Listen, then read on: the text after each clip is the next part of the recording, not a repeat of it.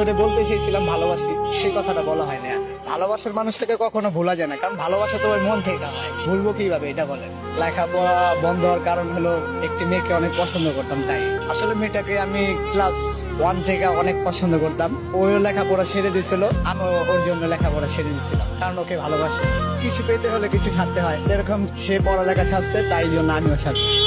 সে এখন আছে কিন্তু কথা বলে না, ভুল বুঝাবুঝির কারণে। একটি ছেলের সাথে সবসময় কথা বলতো, তো আমার তো সেটা সহ্য হতো না, কারণ আমি তো ভালোবাসি। পরিমাণে আমি ওকে বলছি যে ওই ছেলের সাথে কথা বলো কেন।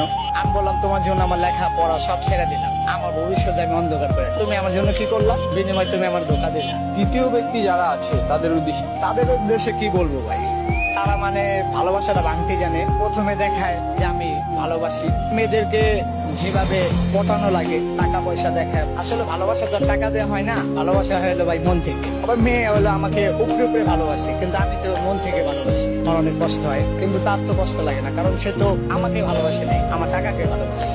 আমার হিসাবে টাকাকেই ভালোবাসে। প্রকৃত ভালোবাসা তারা বুঝে। কিছু কিছু মেয়ের হলো টাকার পিছে দৌড়ায়, কিন্তু কিছু কিছু মানুষ আছে যারা প্রকৃত ভালোবাসে।